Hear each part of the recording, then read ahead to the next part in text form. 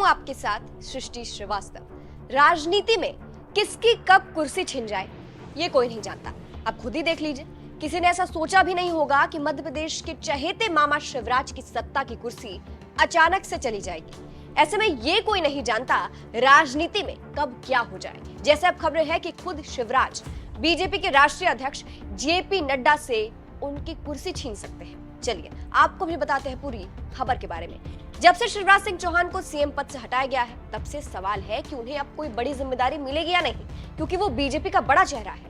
ऐसे में कुछ तो उनके हाथ आएगा। सवाल तो ये भी उठे कि शिवराज सिंह चौहान को बीजेपी का राष्ट्रीय अध्यक्ष बनाया जाएगा या फिर केंद्र में फिर से बीजेपी सरकार बनने पर केंद्रीय मंत्री। शिवराज सिंह चौहान ने क्या कहा, सबसे पहले आपको बताते हैं कि शिवराज ने क्या कुछ कहा। द ललन टॉप को इंटरव्यू देते हुए शिवराज सिंह चौहान से सवाल हुआ, सांसद बनने के बाद आप बीजेपी के राष्ट्रीय अध्यक्ष बनेंगे या फिर केंद्रीय मंत्री। इसके जवाब में शिवराज कहते हैं, मेरी सांसद की भूमिका पक्की है।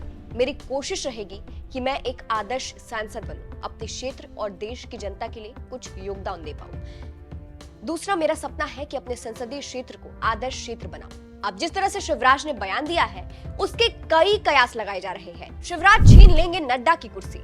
सबसे पहले तो ये कहा जा रहा है कि केंद्रीय मंत्री बनाने की चर्चा तो पहले से थी, लेकिन जब राष्ट्रीय अध्यक्ष बनाने की नई बात उठी, नया सवाल हुआ, तो शिवराज ने अपने बयान में राष्ट्रीय अध्यक्ष बनाने की बात पर इनकार बिल्कुल भी नहीं किया, बल्कि उसको टालते हुए नजर आए। ऐसे में हो सकता है कि सच में शिवराज को राष्ट्रीय अध्यक्ष बनाया जाए, और अगर ऐसा होता है तो जेपी नड्डा की कुर्सी चली जाएगी, क्योंकि अभी वही बीजेपी के राष्ट्रीय अध्यक्ष है। यानी शिवराज जेपी नड्डा से उनकी कुर्सी छीन सकते हैं कहीं ना कहीं।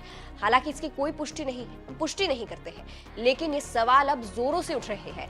उनके चाहने वाले, शिवराज के चाहने वाले सवाल कर रहे हैं कि आखिर शिवराज को क्या बीजेपी का राष्ट्रीय अध्यक्ष बनाया जाएगा। फिलहाल बता दें, इस बार के लोकसभा चुनाव में शिवराज सिंह चौहान विदिशा से चुनावी मैदान में है।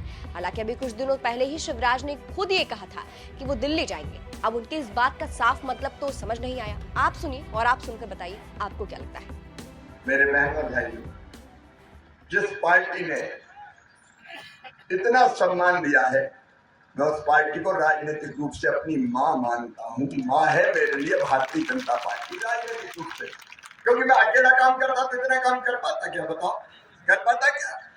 भारतीय जनता पार्टी के कारण ही मैं कर पाया।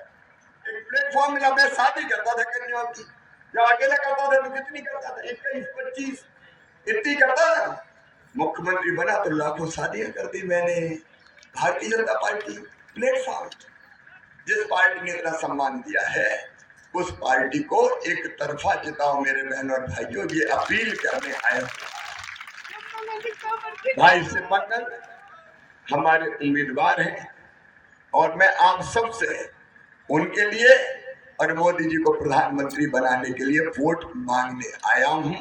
आप सबसे मेरी प्रार्थना है कि हमसे कोई भी चूक ना हो, कमल के फूल की बटन दबाए, भारतीय जनता पार्टी को जिताए, और शिवमंगल अकेले थोड़ी, पीछे मैं खड़ा रहूंगा यार, चिंता काहे को करते हो? यहाँ के बाकी सब काम मैं करने में भी मदद करूंगा। भोपाल तो नरेंद्र सिंह जी करेंगे। अब वो राजनीतिक रूप से विधानसभा अध्यक्ष की ताकत अपन बता नहीं सकते क्या होती है, नहीं जहाँ इशारा कर दिया वो कोई काम रोक सकता है? कोई रोक ही नहीं सकता। और दिल्ली में मैं खुद ही पहुंच जाऊंगा शिवमंगल को लेके, तो काहे को चिंता करते हो? बाकी चीजें मैं करूंगा, आप बिल्कुल परेशान मत होना।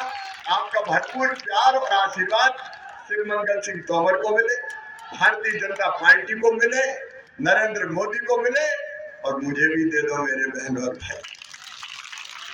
आओ आज संकल्प रहे सती मैया के प्रांगण में कि हम एक एक वोट बीजेपी को देंगे, शिवमंगल को देंगे, और भारी बहुमत से बीजेपी को हम जिताएंगे। बोलिए, सब तैयार हैं? तो दोनों हाथ ऊपर